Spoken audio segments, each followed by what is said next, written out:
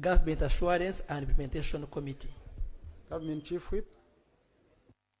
Right Honorable Anita Anetamong, District Representative Bukedia. We have taken note of the designation by the Chief Whip. Right Honorable Speaker, in view of Rule 165, I beg to designate the following members to the Committee of Government Assurances. Honorable Zake Francis, Mitiana Municipality Chair. Honorable Adeke Ann, District Representative Soroti, Vice Chairperson. I beg to designate. Thank you.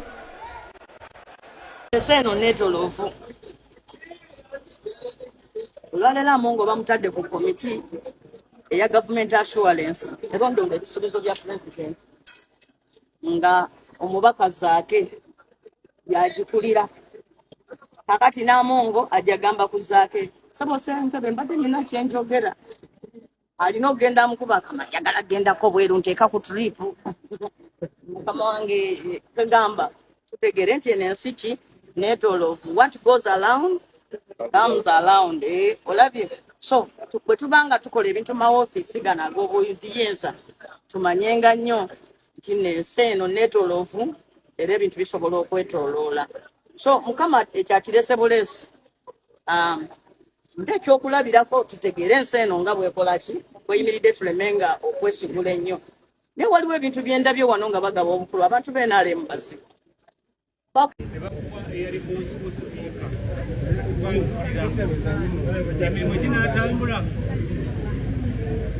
okusookera ddala njagala okusiima ekibiina kyange ekya National Unity Platform ekikulembera President wange Kyagulanyi Ssentamu era yonna gyali obubaka buno bumutuukeko nti nsiimye nnyo okubanga yannonda okukulira akakiiko aka Government Assurance era olwaleero Parliament enkakasizza okubeera chairperson waako era nga deputy wange yate ye whip wa FDC and ADEC era nga emirimu egyo tugenda kugitambuza kati Ssaabazoganya agenda kufuuka Ssaaba bangi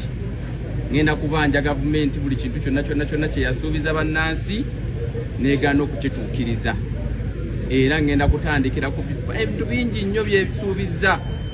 naye ate olwaleero bwendabye nti ensi eno yeetooloola bwe bazze ne bampa memba omu eyali sipiika wa palamenti eno nga sipiika wange mu mulembe gwe ndabika nze omwe yasingira ddala okuyisibwa obubi nga mwalaba nga siva mu komiti ezo buli kiseera nga mbonyabonyezebwa nengobwa kwa komishona n'ebintu ebirala bingi nnyo naye olwaleero kati nze ate agenda okubeera nga nze chairperson we ye nga bwabadde chairperson wange mu palamenti mu komishoni nangobayo yali chairperson wange mu komishoni nangobayo kati olwaleero yenze chairperson ku komiti eya Government Assurance nga ye member awo nno kitegeeza zigenda kudda okunywa kubanga nze ngenda kubanga mpeereza bulungi okusinga ku ye naye katusuubira anajja kubanga komiti eyo si ya lutalo si ya kulwana wabula kukolera bannayuganda kuweereza bannayuganda okulaba nga bafuna obuweereza obwo obusuubiziddwa emirundi mingi nnyo nga tebutuukirira awo nno ekyo kyengenda okubanga nkola mwenna abalina kibabanja gavumenti era ngenda tandika kubabaka ba palamenti buli ekyasuubizibwa yonna mu bitundu byabwe kwabeera ewange